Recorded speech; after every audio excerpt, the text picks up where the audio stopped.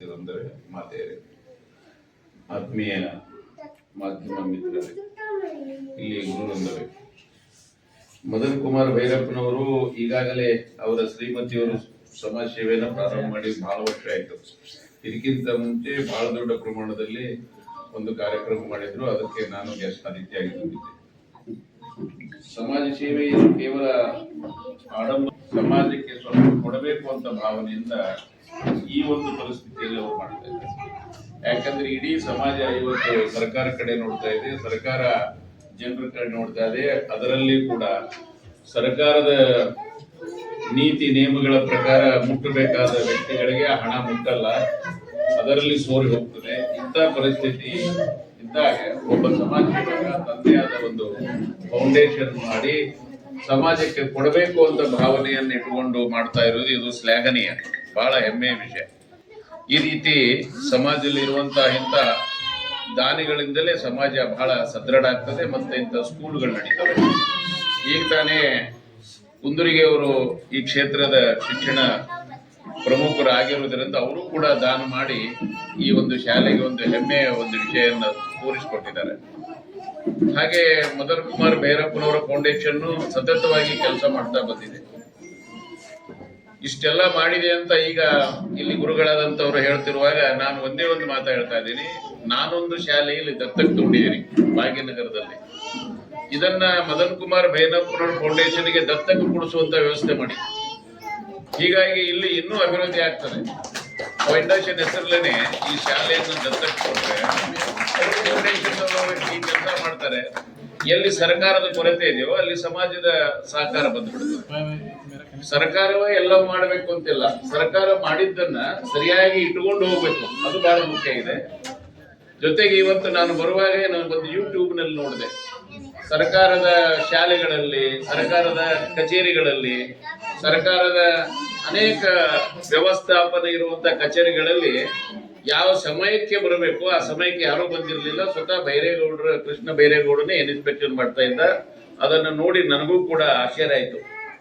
ಎಲ್ಲ ಆಫೀಸಿಗೆ ಅವರು ದೊಡ್ಡಬಳ್ಳಾಪುರದಲ್ಲಿ ವಿಸಿಟ್ ಮಾಡಿದಾಗ ಅಲ್ಲಿ ಸಮಯಕ್ಕೆ ಸರಿಯಾಗಿ ಯಾರು ಇರಲಿಲ್ಲ, ಎಲ್ಲ ಖಾಲಿನೇ ಇತ್ತು. ಈ ರೀತಿ ಸರ್ಕಾರದ ಆಡಳಿತದಲ್ಲಿ ನೌಕರಿ ಮಾಡುವಂತವರು ಜವಾಬ್ದಾರಿಯುತವಾಗಿ ಮೆರೆದೇ ಇದ್ರೆ ಸಮಾಜಕ್ಕಿಂತ ಬಡ ಜನರಿಗೆ ಸಿಗುವಂತ ಸೌಲಭ್ಯಗಳಲ್ಲಿ ತೊಂದರೆ ಆಗ್ತದೆ. ಹಾಗೇನೆ ಮುಂದಿನ ಭವಿಷ್ಯ ನಿರ್ಮಾಣ ಮಾಡುವಂತಹ ಗುರುಗಳು, ಶಿಕ್ಷಕರು, ನೀವು ವಿದ್ಯಾರ್ಥಿಗಳಿಗೆ ಯಾವ ರೀತಿ ನೀವು ಅವರನ್ನು ಬೋಧನೆ ಮಾಡ್ತೀರೋ ಅಂತ ವ್ಯಕ್ತಿಗಳು ಈ ಸಮಾಜಕ್ಕೆ ನಿರ್ಮಾಣ ಆಗ್ತಾರೆ. ಅಂತ ಕರ್ತವ್ಯ ನಿಮಗೂ ತುಂಬಾ ಜವಾಬ್ದಾರಿಯುತವಾದ ಕರ್ತವ್ಯ ಇದೆ. ಎಲ್ಲ ಶಿಕ್ಷಕರೊಂದಕ್ಕೆ ಮುಂದಿನ ಭಾವಿ ಪೀಳಿಗೆ ನಿರ್ಮಾಣ ಮಾಡುವಂತವ್ರು ತಾವೆಲ್ಲ.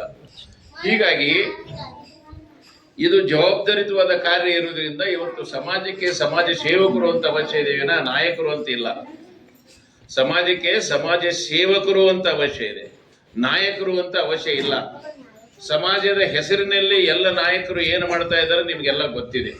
ಅದರ ಬಗ್ಗೆ ವಿವರಣೆಗೆ ನಾನು ಹೋಗಲ್ಲ. ಆದರೆ ರಾಜಕೀಯ ಕ್ಷೇತ್ರದಲ್ಲಿ ಶಿಕ್ಷಕರು ಹೋಗಬಾರ್ದು. ಅವರು ಕೇವಲ ತಮ್ಮ ಮುದ್ದು ಮಕ್ಕಳ ಬೆಳವಣಿಗೆ, ರಾಷ್ಟ್ರದ ಭವಿಷ್ಯ ಮತ್ತು ಸಮಾಜದ ಭವಿಷ್ಯ, ಸ್ವಚ್ಛತೆ, ಅವರ ಒಂದು ಗುಣಗಳ ಸುಧಾರಣೆಗೆ ನಮ್ಮ ಕರ್ತವ್ಯ ಭರಿತವಾದ ಕೆಲಸ ಇರಬೇಕೇ ವಿನಃ ಬೇರೆ ವಿಚಾರಗಳಿಗೆ ಅಲ್ಲ ಅನ್ನೋದನ್ನ. ಅದಕ್ಕೆ ಸರ್ಕಾರ ಟ್ಯಾಕ್ಸ್ ಪೇಯರ್ ಮನಿಯಲ್ಲಿ ಅವರು ದುಡಿದಂತಹ ಹಣದಲ್ಲಿ ನಿಮ್ಮೆಲ್ಲರಿಗೆ ಸಂಬಳ ಸಿಗ್ತದೆ. ಇವತ್ತು ವರ್ಷಿಗೆ ಸುಮಾರು 50 ರಿಂದ 70 ಲಕ್ಷ ನಾನು ನನ್ನ ಹೆಂಡತಿ ಕೂಡ ಟ್ಯಾಕ್ಸ್ ಕಟ್ತೀವಿ. ಅದಕ್ಕೆ ನಾನು ಆ ಸ್ಕೂಲನ್ನು ದತ್ತಕ್ಕೆ ತಗೊಂಡದ್ದು. ಕಾರಣ ಸರ್ಕಾರಿ ಶಾಲೆ ದತ್ತಕ್ಕೆ ನಾನು ಸ್ಕೂಲ್ ಮಾಡಬಹುದಿತ್ತು, ಆದ್ರೆ ಸರ್ಕಾರಿ ಶಾಲೆನೇ ದತ್ತಕ್ಕೆ ಯಾಕೆ ತಗೊಂಡೆ ಅಂದ್ರೆ ನಾನು ಸರ್ಕಾರಿ ಶಾಲೆಯಲ್ಲಿ ಕಲಿತಿದ್ದೇನೆ, ನಾನು ಈ ರೀತಿ ಕೂತಿದ್ದೇನೆ, ನಾನು ಹರಿದ ಹಾಪೆಟ್ಟನ್ನು ಹಾಕೊಂಡು ಹೋಗಿದ್ದೇನೆ. ಹೀಗಾಗಿ ಆ ಒಂದು ಜ್ಞಾನ ನನ್ನ ಹತ್ರ ಇರುವುದರಿಂದ ನಾನು ಸರ್ಕಾರಿ ಶಾಲೆಯನ್ನು ತಗೊಂಡಿದ್ದೇನೆ. ಅದೇ ಜ್ಞಾನದ ಅರಿವಿರುವುದರಿಂದ ಭೈರಪ್ಪನವರು ಫೌಂಡೇಶನ್ ಅವರು ಈ ಶಾಲೆಗಳಿಗೆ ಸಹಾಯ ಮಾಡ್ತಾ ಇದ್ದಾರೆ. ಹೀಗಾಗಿ ನೀವೆಲ್ಲರೂ ಏನು ಮಾಡ್ಬೇಕು, ಇಲ್ಲಿ ಗುರುವೃಂದ ಪ್ರೇರಣೆ ಕೊಡಬೇಕು ಅಂತಂದ್ರೆ ಇದನ್ನ ದಾನಿಗಳಿಗೆ ಒಪ್ಪಿಸಿ, ಇದನ್ನು ಯಾವುದಾದ್ರೂ ಫೌಂಡೇಶನ್ಗೆ ಒಪ್ಪಿಸಿ ಅವರಿಂದ ಒಳ್ಳೆ ರೀತಿಯಿಂದ ಅಭಿವೃದ್ಧಿ ಕೆಲಸಗಳನ್ನು ಮಾಡಿ. ಇಲ್ಲಿ ಡಾಕ್ಟರ್ ಕುಲಗೋಳು ಅವರು ತಗೊಂಡಿದ್ದಾರೆ, ಬಹಳ ಚೆನ್ನಾಗಿ ಮಾಡಿದ್ದಾರೆ ಆ ಶಾಲೆ. ಹೀಗೆ ದಾನಿಗಳಿಂದ ಶಾಲೆಗಳಾಗ್ತವೆ, ಸರ್ಕಾರದ ಅವಲಂಬನೆ ಇಲ್ಲ. ಸರ್ಕಾರದ ಹೇಗಾಗ್ತದೆ ಅಂದ್ರೆ ಬೆಂಗಳೂರಲ್ಲಿ 1 ಲಕ್ಷ ರೂಪಾಯಿ ಬಿಟ್ರೆ ಇಲ್ಲಿ ಮುಟ್ಟು ತನಕ MLA ಶೇರ್ ಹಿಡಿದು ಎಲ್ಲ ಹೋಗಿ ನಿಮಗೆ 25,000 ಬರ್ತದೆ. ಸೊ ಅದರಲ್ಲಿ ನಿಮಗೆ ಕೆಲಸ ಏನಾಗಲ್ಲ. ಇದು ಸತ್ಯ ಘಟನೆ ಇದ್ದರೂ ಕೂಡ ನಾವೆಲ್ಲರೂ ಕಣ್ಣು ಮುಚ್ಚುತ್ತೀವಿ. ಸೋರ್ತಿದೆ ಅಂತ ಎಲ್ಲರಿಗೂ ಗೊತ್ತಿದೆ. ಈ ಭ್ರಷ್ಟಾಚಾರ ಎಲ್ಲರಿಗೂ ಕಣ್ಣು ತೆಗೆದು ನೋಡ್ತಾರೆ. ಆದ್ರೆ ನಿಲ್ಲಿಸೋರು ಯಾರು? ಬೆಕ್ಕಿಗೆ ಗಂಟೆ ಕಟ್ಟವರು ಯಾರು? ಈ ಪ್ರಶ್ನೆ ಸಮಾಜದಲ್ಲಿ ಎದ್ದು ಕಾಣ್ತಾ ಇದೆ. ಇನ್ನು ಸಮಾಜದ ಸಹನ ಕಟ್ಟೆ ಮೀರ್ತಾ ಇದೆ. ಆ ಮೀರಿದ್ರೆ ಮಾತ್ರ ಏನಾಗ್ತಿದೆ ಗೊತ್ತಿಲ್ಲ. ಅಲ್ಲಿವರೆಗೆ ದಯಮಾಡಿ ಅದನ್ನು ಮೀರದ ಹಾಗೆ ಮಾಡಿಕೊಳ್ಳುವ ಜವಾಬ್ದಾರಿ ಆಡಳಿತ ಮಂಡಳಿಗಿದೆ, ಸರ್ಕಾರಕ್ಕಿದೆ. ಈ ಸರ್ಕಾರದಲ್ಲಿ ಕೆಲಸ ಮಾಡುವಂತ IAS ಅಧಿಕಾರಿಗಳಿಗಿದೆ, IPS ಅಧಿಕಾರಿಗಳಿಗಿದೆ. ಇವರೆಲ್ಲರೂ ಪ್ರಾಮಾಣಿಕವಾಗಿದ್ರೆ ಸಮಾಜದಲ್ಲಿ ಸ್ವಾಸ್ಥ್ಯತೆ ಮತ್ತು ಒಳ್ಳೆತನ, ಮಕ್ಕಳಿಗೆ ಸಿಗಬೇಕಾದ ಹಕ್ಕನ್ನು ಸಿಗ್ತದೆ, ವ್ಯವಸ್ಥೆ ಸಿಗ್ತದೆ. ಮತ್ತು ಇವರೆಲ್ಲರೂ ಭ್ರಷ್ಟಾಚಾರಗಳು ಆದದ್ದನ್ನು ಸಮಾಜ ಕಾಣ್ತಾ ಇದೆ. ಅವರ ಆಸ್ತಿಯನ್ನು ಕಾಣ್ತಾ ಇದೆ, ಅವ್ರ ಹೋಟೆಲ್ಗಳು ಕಾಣ್ತಾ ಇದೆ, ಅವರು ನಡೆಯುವಂತ ನಡವಳಿಕೆ ಕಾಣ್ತಾ ಇದೆ, ಅವ್ರು ಹಾಕುವಂತ ಬಟ್ಟೆಯಿಂದ ಕಾಣ್ತಾ ಇದೆ. ಮುಚ್ಚಲಿಕ್ಕಾಗಲ್ಲ ಯಾವುದು. ಹೀಗಾಗಿ ನೀವು ಒಳ್ಳೆಯ ಗುರುಗಳು ಇರುವುದರಿಂದ ಮಕ್ಕಳನ್ನು ಪ್ರಾಮಾಣಿಕ ಮಕ್ಕಳನ್ನಾಗಿ ನಿರ್ಮಾಣ ಮಾಡುವ ಕರ್ತವ್ಯ ನಿಮ್ಮದಿದೆ. ಇಂಥ ಫೌಂಡೇಶನ್ ಅತ್ಯಂತ ಪ್ರಾಮಾಣಿಕ ಕೆಲಸ ಮಾಡುವುದನ್ನು ಅವರು ದುಡಿದು ಸಮಾಜಕ್ಕೆ ಕೊಡಬೇಕು ಅಂತ ಭಾವನೆ ಬಂದಿದೆಯಲ್ಲ, ಇದೆ. ಹಿಂದಿನ ಇತಿಹಾಸದಲ್ಲಿ ಸ್ವತಂತ್ರ ಸೇನಾನಿಗಳನ್ನು ನೋಡಿದಾಗ ಸರ್ವವನ್ನು ನಾಶ ಮಾಡಿಕೊಂಡು ಭಾರತ ಸ್ವತಂತ್ರ ತಂದಿದ್ದಾರೆ. ಅವ್ರು ಯಾರು ಶ್ರೀಮಂತರಾಗಿಲ್ಲ. ಬಡತನದಿಂದ ಬಂದು ವಿದ್ಯಾಭ್ಯಾಸವನ್ನು ಮುಗಿಸಿ ಬ್ಯಾರಿಸ್ಟರ್ ಆಗಿ ಸಮಾಜಕ್ಕೆ ಕೊಟ್ಟಂತಹ ಉದಾಹರಣೆಗಳು ನಾವು ಇತಿಹಾಸದಲ್ಲಿ ಓದ್ತೀವಿ.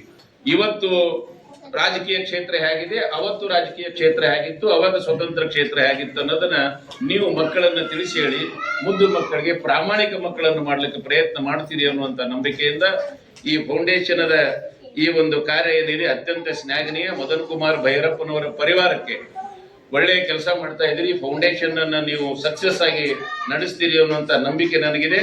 ಇದು ಇವತ್ತು ಈ ಶಾಲೆಯ ಬಗ್ಗೆ ನೀವು ಪ್ರಾಮಾಣಿಕವಾಗಿ ಪ್ರೀತಿ ಇಟ್ಟಿದ್ದೀರಿ. ಇದೇ ರೀತಿ ಅನೇಕ ಶಾಲೆಗಳನ್ನ ನೀವು ದತ್ತಕ್ಕೆ ತಗೊಂಡು ಈ ಬೆಳಗಾವದಲ್ಲಿ ಒಂದು ಮದನ್ ಕುಮಾರ್ ಫೌಂಡೇಶನ್ ಸಮಾಜೋನ್ಮುಖ ಕೆಲಸ ಮಾಡೋದು ಈ ರಾಷ್ಟ್ರಕ್ಕೆ ಗೊತ್ತಾಗಲಿ ಅಂತ ಹಾರೈಸ್ತಾ, ನಿಮ್ಮೆಲ್ಲ ಪರಿವಾರಕ್ಕೆ ಮಗನೂ ಇದ್ದಾನೆ, ಮಗಳು ಇದ್ದಾಳೆ, ಮನೆಯವರು ಇದ್ದಾರೆ, ಅವರು ಇದ್ದಾರೆ, ಪರಿವಾರನೇ ಬಂದು ಸಮಾಜ ಕೆಲಸ ಮಾಡೋದು ನಾನು ಫಸ್ಟ್ ಟೈಮ್ ನೋಡಿದ್ದೀನಿ. ಯಾಕಂದ್ರೆ ಎಲ್ಲರೂ ಬಂದಿದ್ದಾರೆ. ಇದು ಆಶ್ಚರ್ಯ ಕೆಲಸ. ಯಾಕಂದ್ರೆ ನಾನು ಬರ್ತಾ ಇರ್ತೀನಿ, ನನ್ನ ಮಗ ಬರಲ್ಲ, ನನ್ನ ಹೆಂಡತಿ ಬರಲ್ಲ, ನಿಮಗೆ ಬಿಟ್ಕೊಟ್ಟಿವಿ ನೀವು ಮಾಡ್ರಿ ಅಂತಾರೆ. ಹೌದು ಅಂತಾರೆ ಇವ್ರಿ, ಹೌದಿಲ್ಲ? ಇವರು ದಾಟ್ ಕೊಟ್ಟಿದ್ದಾರೆ ಗುರುಗಳು, ಆದ್ರೆ ಅವ್ರ ಮನೆಯವ್ರಿಗೆ ಕೇಳಿದ್ರೆ ಯಾಕೆ ದಾಟ್ ಕೊಟ್ರಿ ಅಂತ ಕೇಳಿದ್ರೆ ಕೇಳ್ತಂದು ಗಪ್ಪ ತಂದು ಕೊಟ್ಟಿರ್ತಾರೆ. ಸೊ ಇಂಥವ್ರು ನಡೆದಿರ್ತಾರೆ. ಸೊ ಹೀಗಾಗಿ ಇವರೆಲ್ಲರೂ ಕೊಡುವಂತ ಕೈಗಳು ಮಕ್ಕಳಿಗೆ ಸಂಸ್ಕಾರ ಕೊಟ್ಟಿದಾರಲ್ಲ, ಬಹಳ ಹೆಮ್ಮೆ ವಿಷಯ.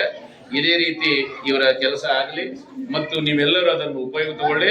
ಮತ್ತು ನಾನು ಹೇಳಿದ ಹಾಗೆ ನೀವು DDPIಗೆ ಮಾತಾಡ್ರಿ, ನಾನು ಮಾತಾಡ್ತೀನಿ. ದತ್ತಕ್ಕೆ ಕೊಡುವಂತ ವ್ಯವಸ್ಥೆ ಮಾಡಿ. ಶಾಲೆಗಳು ಶ್ರೀಮಂತರಿಗೆ ಅವಾಗ ಮಕ್ಕಳಿಗೆ ಒಳ್ಳೇದಾಗ್ತದೆ ಸೊ ಅನ್ನುವಂತ ಭಾವನೆಯನ್ನು ವ್ಯಕ್ತ ಮಾಡ್ತಾ ಇವತ್ತು ನನ್ನನ್ನು ಕರೆದು ಈ ಕಾರ್ಯಕ್ರಮಕ್ಕೆ ಉದ್ಘಾಟನೆ ಮಾಡೋದಕ್ಕೆ ನಾನು ಹೇಳ್ತೀನಿ. ಮತ್ತು ಈ ಫೌಂಡೇಶನ್ ಉಜ್ವಲವಾಗಿ ಸಮಾಜಕ್ಕೆ ಕೆಲಸ ಮಾಡಲಿ ಅಂತ ಹಾರೈಸ್ತೀನಿ. ಧನ್ಯವಾದಗಳು.